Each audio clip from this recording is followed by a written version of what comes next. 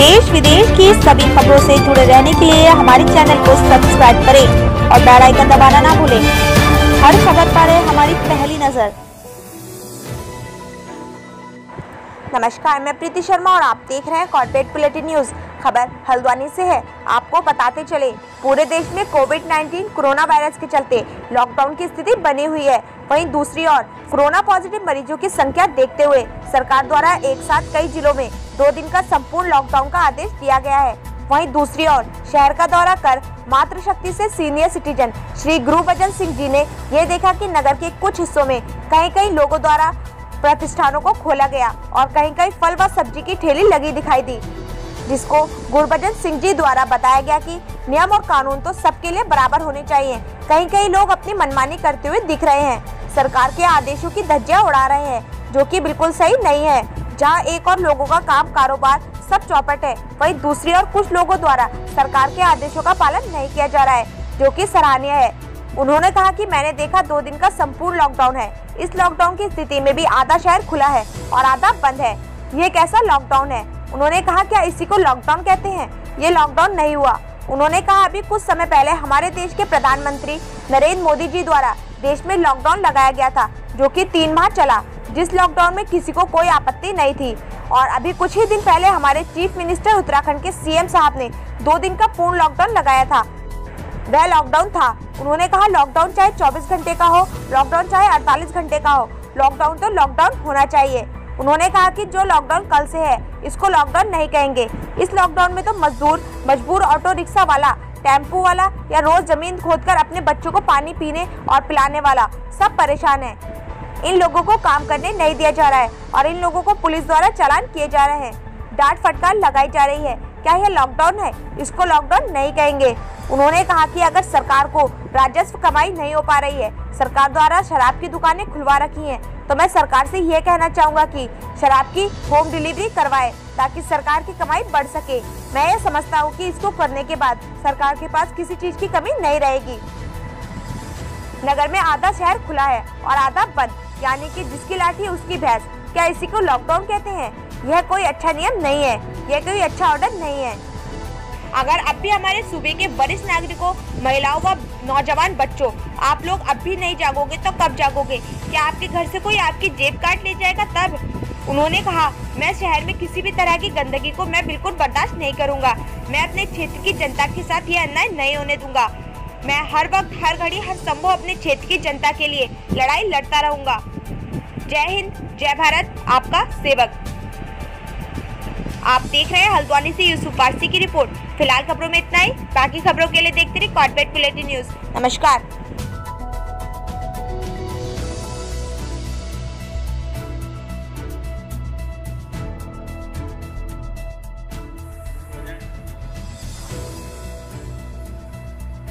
उत्तराखंड के नगर निवासियों, आपको गुरुबचन सिंह वरिष्ठ नागरिक की नमस्कार।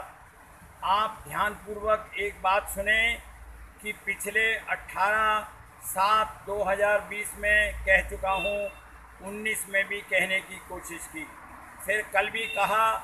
आज मैं आपसे नम्र निवेदन करना चाहता हूँ कि क्या ये सरकार की पॉलिसी, ये सरकार की बनी हुई नियमावली सही है या मैं गलत हूँ?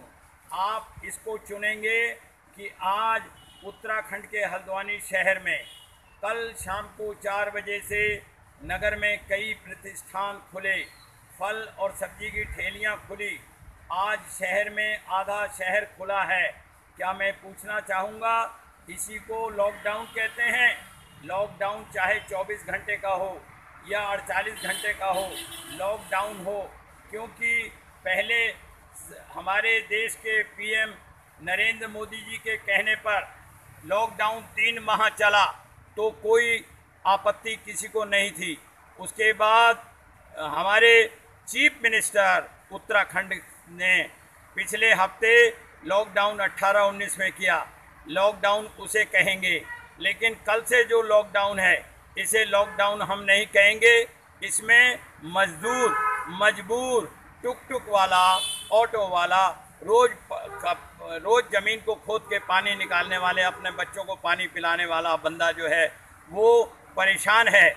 वो उसको काम करने नहीं दिया जा रहा, उस पर चालान किए जा रहे हैं, उस पर पुलिस द्वारा डांट लगाई जा रही है। क्या इसको लॉकडाउन कहेंगे?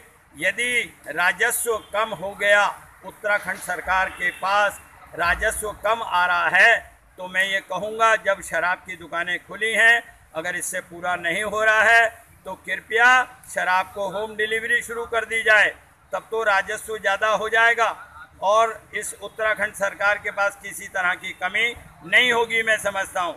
लेकिन इसको क्या लॉकडाउन हम कहेंगे कि शहर में जिसकी लाठी उसी की भैंस, आधी दुकानें खुली और आधी बंद?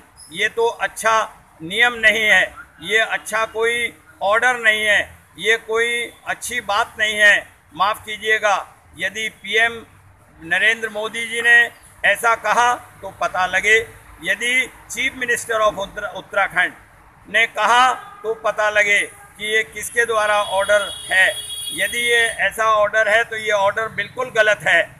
यदि मजबूर आदमी, यदि मजदूर आदमी, यदि टुक टुक ऑटो वाला, यदि फल सब्जी बेचने वाला, यदि राशन बेचने वाला बंद होगा तो ये इसको हम कैसे कहेंगे शराब की दुकानें खुली होंगी और मिठाई की दुकानें कल शाम से खुली, आज भी खुली हैं, जिसमें शहर के अच्छे प्रतिष्ठान जो हैं, जिनका मुझे नाम नहीं लेना चाहिए, वो खुली हैं। वो क्यों खुली हैं? ये अच्छी बात नहीं है।